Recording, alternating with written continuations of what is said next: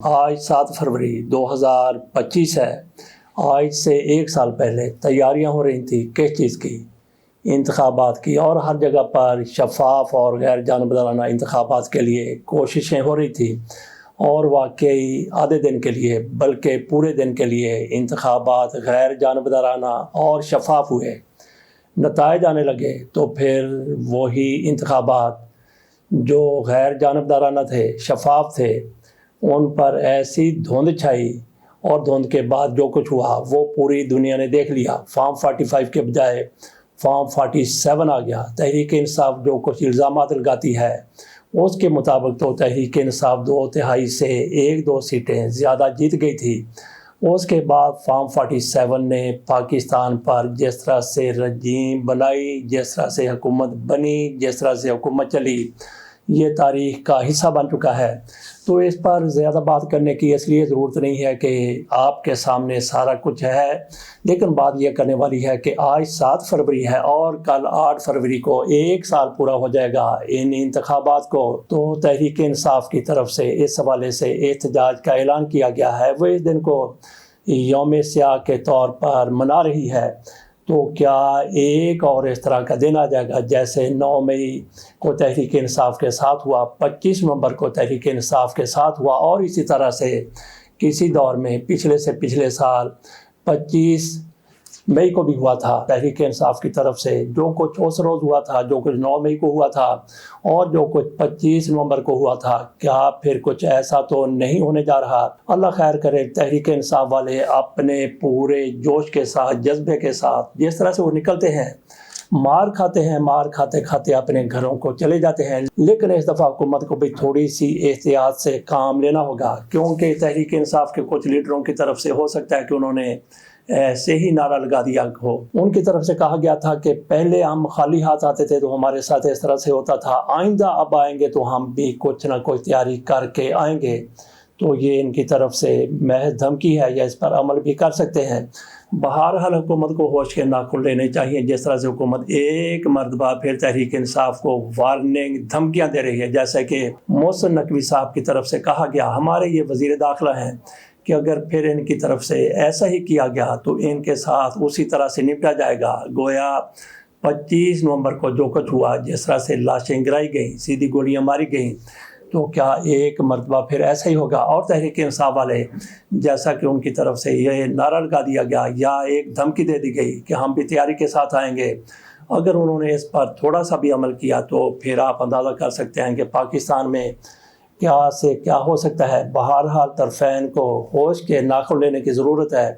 حکومت کا ہمیشہ سے اپر ہینڈ ہوتا ہے۔ حکومت کو چاہیے کہ وہ تھوڑا سا تحمل دکھائے، برداشت دکھائے، وہ تھوڑا سا صبر کا مظاہرہ کرے، اور ان کو پرامن احتجاج کرنے دے۔ جب پتہ چلے کہ یہ کچھ گڑبڑ کر رہے ہیں تو پھر ان کی فورس تو موجود ہوگی۔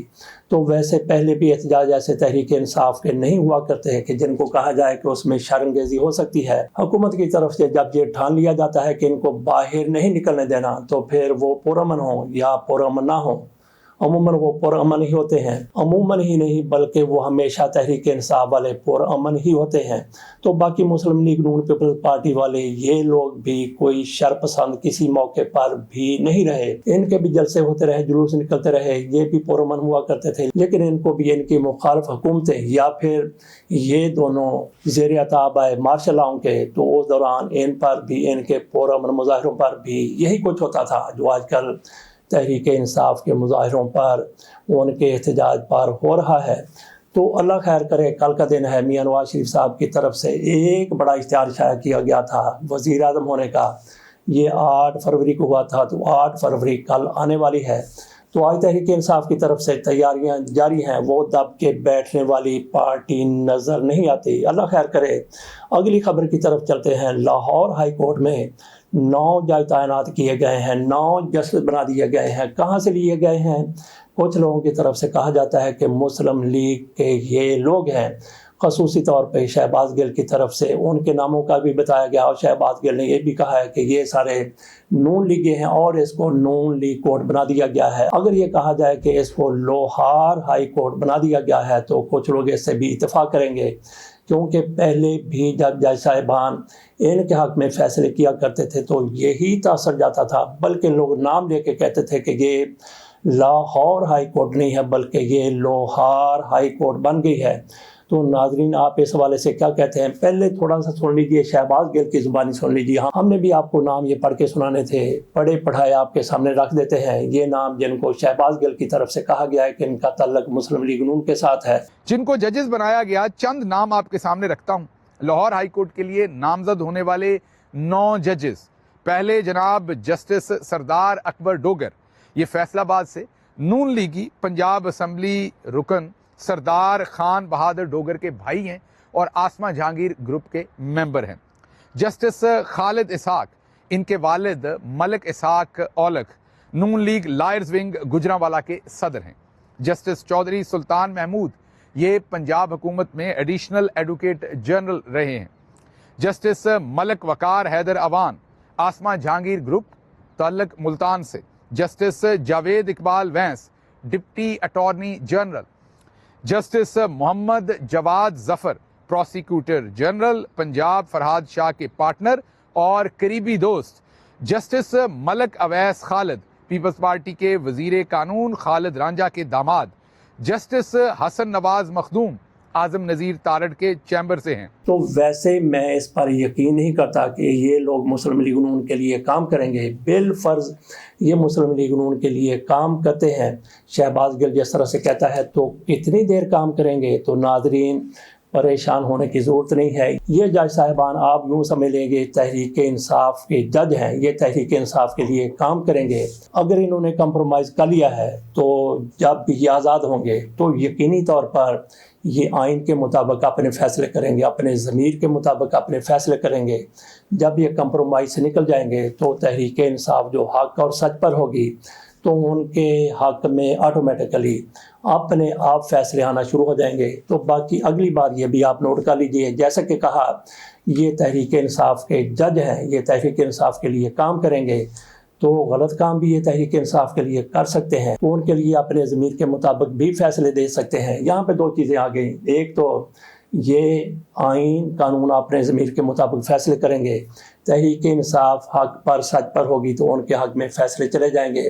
اگر تحریک انصاف زور زبردستی سے فیصلے کرواتی ہے تو تب بھی یہ ان کے حق میں فیصلے کریں گے۔ کیسے کریں گے؟ تو پریشان ہونے کی ضرورت نہیں ہے۔ چلے چلتے ہیں تھوڑا سا ماضی میں، بہت زیادہ ماضی میں جانے کی بھی ضرورت نہیں ہے، تھوڑا سا ماضی میں چلتے ہیں۔ میاں نواز شریف کو کس نے سزا دی تھی احتساب عدالت کے؟ کون جج تھے؟ یہ تھے محمد بشیر صاحب، اور انہی جج صاحبان نے میاں نواز شریف کو بری کیا، میاں نواز شریف کے کیسز کو ختم کیا، اور انہی جج صاحبان نے عمران خان کو سزا دی۔ وہ جج دوبارہ سے آ جاتے ہیں تو اسی طرح سے فیصلے کریں گے جس طرح سے انہوں نے کسی دور میں عمران خان کے خلاف اور اس سے پہلے میاں نواز شریف کے خلاف کسی کے دم پر پاؤں رکھنے کی وجہ سے کیے تھے، تو یہ جج صاحبان بھی ایسے ہی ثابت ہوں گے۔ اگلی خبر کی طرف چلتے ہیں۔ آگ لگی تو حسینہ رو پڑی۔ یہ کہاں پہ آگ لگی؟ مجیب الرحمان کے گھر کو جلا دیا گیا۔ یہ لوگ بھی کیا کرتے ہیں، شیخ حسینہ مجیب الرحمان کی بیٹی، وہ اپنا ملک چھوڑ کے بھاگ چکی ہے، فرار ہو چکی ہے، تو ان کے گھر کو آگ لگا دی گئی۔ اس سے فائدہ کیا ہوا؟ تو کیا ان لوگوں کی طرف سے کمائی کر لی گئی؟ کیا کھٹ لیا انہوں نے اس گھر کو آگ لگا کے؟ اس گھر کو آگ لگ گئی گھر کے چراغ سے۔ کیوں اپنے ملک کی پراپرٹی کو آپ لوگ جلا رہے؟ آپ کے ملک کی پراپرٹی ہے، آپ کے ملک کی پراپرٹی ہے، یہیں پہ آپ کوئی اسکول قائم کر سکتے ہیں، کوئی ہاسپٹل بنایا جا سکتا ہے، یا کسی اور اچھے مقصد کے لیے اس کو استعمال کیا جا سکتا ہے۔ اس کو میوزیم بھی بنا دیں، کہہ دیں کہ یہاں پہ ظالم حکمران کبھی رہا کرتے تھے، اور جب ان کا دور آئے گا تو اسی کو پھر وہ دکھائیں گے کہ یہاں پہ شیخ مجیب الرحمان رہا کرتے تھے۔ وہ اس کو فخری انداز میں پیش کریں گے، آپ اس کو مطعون کرتے ہوئے ان کو پیش کر سکتے تھے۔ تو یہ جلانے کی ضرورت کیا تھی؟ بہرحال گھر جل گیا، تو اس پر حسینہ واجد جو دوسرے ملک میں بیٹھی ہوئی ہیں، فرار ہو کے باہر جا چکی ہیں، وہ اس پر رو پڑی اپنے گھر کی ویڈیو دیکھتے ہوئے۔ تو بی بی جی آپ کو بھی تھوڑا سا سوچنا چاہیے، آپ نے کتنے گھروں کو جلا کے راکھ کر دیا، اور انسانوں کو بھی کس طرح سے آپ نے جلایا، مارا، تباہ کیا، تباہی پھیر دی۔ تو ذرا آپ بھی غور کیجیے اپنی اداؤں پر کہ آپ کیا کرتی رہیں. اگر آپ صبر کے ساتھ کام کرتی, اگر آپ دوسروں کو بھی برداشت کرتی, اگر آپ اس طرح سے آمرانہ رویے اختیار نہ کرتی, تو یقینی طور پر آج بھی آپ کی حکومت ہوتی. آپ نے پاکستان کو اپنا بدترین دشمن سمجھ لیا. جو بنگلہ دیش میں پاکستان کی بات کرتا تھا اس کو پھانسی پر لٹکا دیا. تو یہ سارا کچھ آپ کے کرموں کا پھل ہے جو آپ دیکھ رہی ہیں. ملک سے بھاگنا پڑا, آپ کے گھر کو آگ لگا دی گئی. تو دونوں کو سوچنا چاہیے, ان کو بھی سوچنا چاہیے. اور جو آگ لگانے والے ہیں, پھٹے منہ ہے تمہارا, اپنے اثاثوں ہی کو آگ لگاتے چلے جا رہے ہو. بلاول بھٹو زرداری صاحب امریکہ میں بیٹھے ہوئے ہیں اور آصف علی زرداری صاحب وہ چین میں گئے ہوئے ہیں. تو گویا آصف علی زرداری نے چین کو فتح کر لیا اور بلاول بھٹو زرداری نے امریکہ کو فتح کر لیا. وہ وہاں پہ بیٹھ کے کہہ رہے ہیں کہ میں ٹرمپ کے ناشتے میں شامل ہوا ہوں. بھئی ٹرمپ کے ناشتے میں 3,500 لوگ تھے, تو کیا آپ ٹرمپ کے ساتھ بیٹھے ہوئے تھے؟ ساتھ انہوں نے کہا کہ میں وزیر داخلہ چونکہ نہیں ہوں تو اس لیے میری ان لوگوں کے ساتھ, بڑے لوگوں کے ساتھ, صدر کے ساتھ یا وزراء کے ساتھ ملاقات نہیں ہو رہی. تو آپ وہاں پہ گئے ہی کیوں ہیں؟ پہلے بھی آپ کی طرف سے یہ کہا گیا, آپ کے میڈیا نے خبریں چلائی, پیپلز پارٹی کہتی رہی کہ ان کو ذاتی حیثیت میں ٹرمپ نے بلایا ہے, دعوت دی ہے.